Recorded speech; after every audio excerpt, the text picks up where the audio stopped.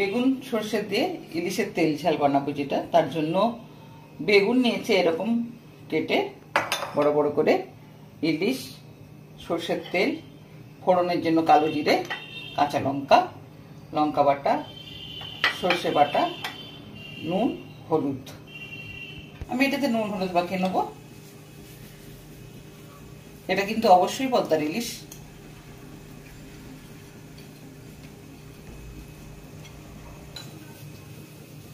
হয়ে গেছে। এবার আমি সর্ষের তেল দেবো।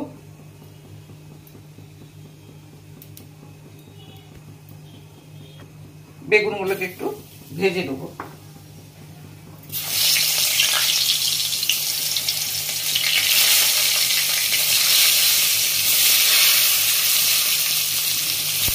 একটু ঢাকা দিয়ে দিচ্ছি। এখানে আমি নুন হলুদ কিছুই দেবো না।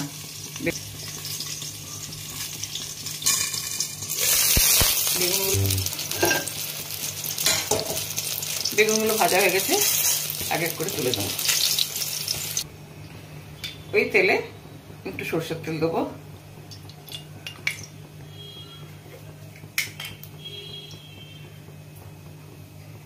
কিছু কালো জিরে ফোড়ন, একটু হলুদ দেবো,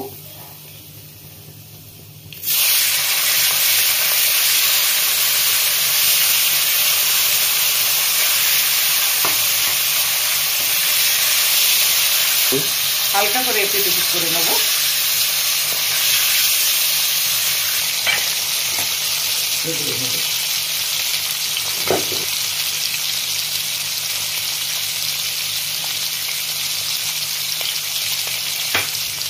একটু লঙ্কা বাটা দেবো,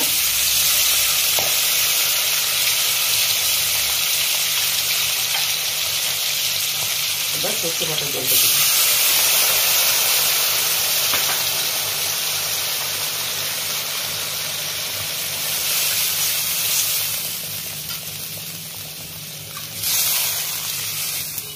দেবো হলুদ দেবো, নুন দেবো। বেগুনে নুন নাই, সেই পরিমাণ মতো আমি নুনটা দেবো। ঢাকা দিয়ে দিচ্ছি।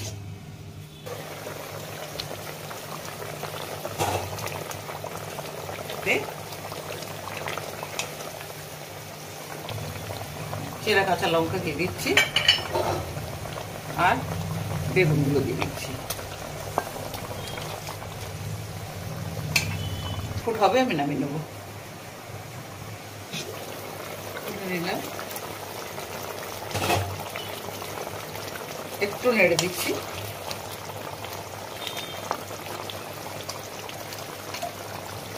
উপর থেকে একটু কাঁচা সর্ষের তেল দিচ্ছি। আমার ইলিশের তেল ঝাড়টা কমপ্লিট হয়ে গেছে। এবার আমি ঢেলে নেব।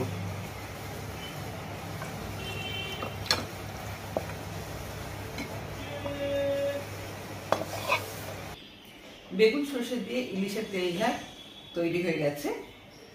আশা করি আপনাদের এই রান্নাটা ভালো লেগেছে। যদি ভালো লেগে থাকে তাহলে অবশ্যই আমাকে কমেন্ট করে জানাবেন। আর যদি কোনো নিত্য নতুন রেসিপি জানতে চান তাহলে মিত্রির কিচেনে অবশ্যই কমেন্ট করবেন। নমস্কার।